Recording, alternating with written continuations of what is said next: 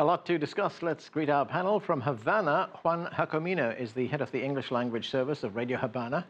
Alana Tummino leads the Cuba Working Group at the Americas Society. She joins us from New York. From the other side of the United States, in San Francisco, Gloria La Riva is the coordinator of the Cuba and Venezuela Solidarity Committee. And right here in the studio, Mark Feierstein served as special assistant to U.S. President Barack Obama. Welcome to all of you to the show. Let's go to Havana to Juan. Juan, what can you tell us about this new president? What do you know about him? Well, I imagine you've heard a lot about him. There have been profiles of him being run by several news organizations. He hails from central Cuba. He was very close to the people while he was the party man there, the party secretary in central Villa Clara province, then in Holguin. And then he was a minister of higher education in Cuba, connected to education in a broader sense, until he became first vice president. He's a young man, 57, who has a reputation as sociable and easygoing. And it kind of did not come as a surprise. It was expected as things developed here concerning this transfer of power from the older generation, revolutionary generation, to a younger generation, which is the case now. We have, like Michael Voss was saying, we have a Council of State that has a large majority of people that were born after the Cuban Revolution of 1959, so it was logical. And it's this transfer of power that's actually taking place that should be interpreted as such, not as a transition, not as a dramatic change. Right. It's continuity in the sense that, in the sense that the Cuban Revolution wants to continue with the social project, with the socialism, now in the hands of younger individuals, but with the same orientation. Juan, as you point out, this is a generational change. Cuba is now being led by a man who was born after the Cuban Revolution of 1959. How significant is that for the country? It is significant. It is major for Cuba, but I think people are digesting it. It's only now we're addressing him as President Diaz-Canel. We have to get used to that.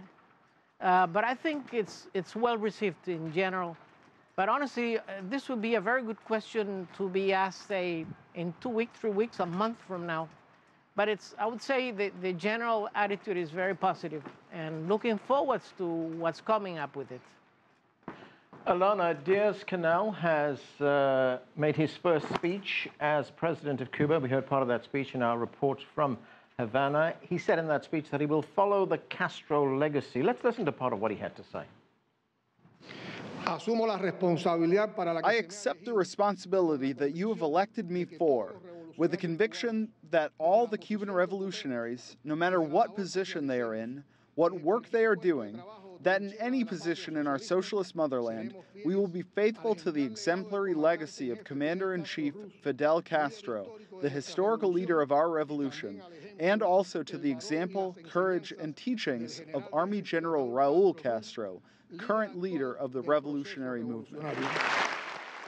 So, Alana, I guess the question being asked in many places, are we going to see new policies or are we going to see more continuity? What's your reading of this?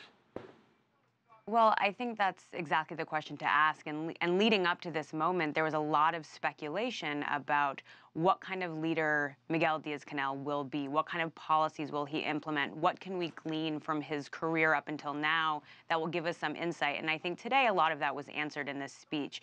What we see is that this will largely be a continuation of the same policies that we've seen, that there will be a continuation of the communist system, and that there will be a continuation of this Cuban socialist economic model. So I think the real challenge will be, how can this new president, Miguel Diaz-Canel, work to still maintain Cuba's socialist economic model, which will mean to implement real economic and some political reforms if it wants to stay solvent and stay sustainable while not destroying the system itself.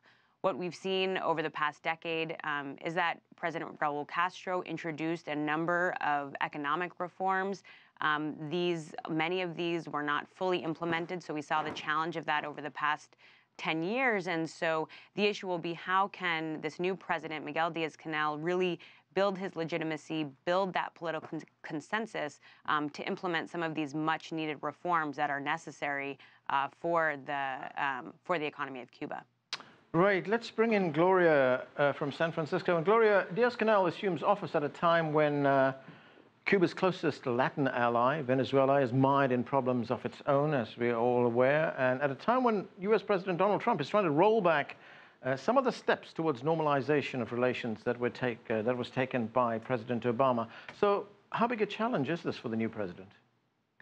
I believe that the last almost 60 years of the revolution, the Cuban people, the government, have faced many, many challenges similar to the attempted turnback by President Trump on questions of diplomatic relations. And I don't believe that Trump is through with what he's planning against Cuba. But the transition to a new president, President Diaz-Canel, takes place because of the time of the every 5 years renewal of the National Assembly. So it is in the middle of changes that have already been intensified since 2008. And the purpose of these economic measures is to make sure that the country can develop despite a very severe U.S. blockade. That can never be taken out of the equation of understanding what Cuba is challenged with the constant U.S. fines of billions of dollars against banks that Cuba is trying to do transactions with. The U.S. has not given up on its constant aggression against the island, so Cuba has that long experience. I think the issue with President Diaz-Canel now is that it takes place within a collective leadership. Fidel Castro had enormous authority, being the commander of the revolution, the heroic stance that he took in the 50s against Batista, against the U.S. government. And so Fidel Castro had, I think, an extra ability to command and authority, and I think this is a new generation. Raul Castro had the same ability as a leader, being a commander as well of the revolution. Now it is a new generation, and it will require more of a collective decision-making. Right. Mark, you served as special assistant to President Obama. You were party to those negotiations that took place when those first steps were made, the outreach to Cuba, trying to normalize relations. Now Cuba has a new leader. Where do you see Cuba-U.S. relations go to from here? Yeah. Well, first I'd say the truth is the rollback that you referred to by President Trump has actually been quite modest. They produced a review of the Cuba policy last year. The vast majority of what we had done, what President Obama did, was maintained. We still have diplomatic relations. There are still commercial relations. The dialogues on law enforcement, counterterrorism, whole range of other issues continue. That said, it's a bit more difficult for an American to travel to Cuba now. It's a bit more difficult to engage in commerce. But I don't anticipate significant additional changes on the part of the Trump administration. Assuming that nothing dramatic happens in the relationship or nothing dramatic happens in Cuba, I think they'll continue along the course that they've been on for the last year and about 15 months. If there were to be a crackdown, for example, on dissidents, I think that would prompt a different response from the United States.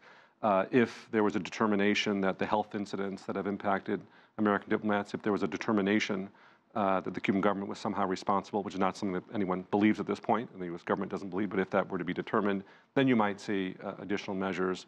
But aside from that, I think we're going to continue basically with the status quo now. To Gloria's point about the fact that Trump is not finished with Cuba yet. Yeah. You know, based on what I've been hearing from the State Department, from the White House, my sense is that they did their review, they completed it, and Cuba policy is basically done. I think it's important to keep in mind the various constraints on doing anything more. President Trump, for one, has said privately that he agreed with what President Obama did. We know he tried to do business in Cuba before he became president. Public opinion in the United States has changed. There's strong support for what President Obama did, even among Cuban Americans. There's also a changing attitude in Congress. I think if there were a vote tomorrow in Congress on the embargo, it would be lifted. And businesses are also very much, American businesses are very much engaged and want to be able to compete in Cuba. So I think for a whole host of reasons, I think we're unlikely to see additional measures by the Trump administration. That said, there is a new team coming in. John Bolton will be at the NSC, and Mike Pompeo likely be the new Secretary of State. They are more hardline on a whole range of issues than their predecessors. That said, they're coming in with a whole list of priorities, starting with North Korea and Iran and Russia and ISIS and such. I don't think Cuba will be among their priorities. Juan, let's look at a little bit of a change in the structure of where Cuba is going to be governed. Diaz-Canel, of course, becomes president, but Raul Castro will remain Secretary General of the Cuban Communist Party and head of the country's armed forces. And presumably, he will still play a big role in Cuban politics. What does this tell us about the kind of autonomy or independence that Diaz-Canel will have as president? Well, this is indeed, Aaron, groundbreaking. It's just beginning in Cuba. Before I go to the central element in your question, let me remind the viewers that Cuba has had to evolve in conditions that are certainly not normal. I mean, under an economic siege on the part of the United States, efforts to suffocate Cuba, efforts to oust the Cuban government. So this transfer of power is taking place in the middle of that, of those circumstances that have not gone away. They very much stay in place. But at the same time, I would say very candidly that I do believe that as we go, we will see President Miguel Diaz-Canel delivering his own imprint on business day to day and how they are done. Of course, Fidel Castro and Raul Castro are father figures of not only the Cuban Revolution, but of Cuba's independence. And I think what the President Diaz-Canel was trying to say today when he said that major decisions will always be consulted with Raul is that as long as he's there, he will be taken into account because, like I said, he is a father figure in the whole framework of Cuba's independence and sovereignty. Yeah. And we're very close to a very powerful neighbor only 90 miles away. And as long as the circumstances that have prevailed towards Cuba remain there, I guess you could not expect much more than what you are getting, really. Okay, we are going to take a break right now. We'll be back in a moment. You're watching The Heat.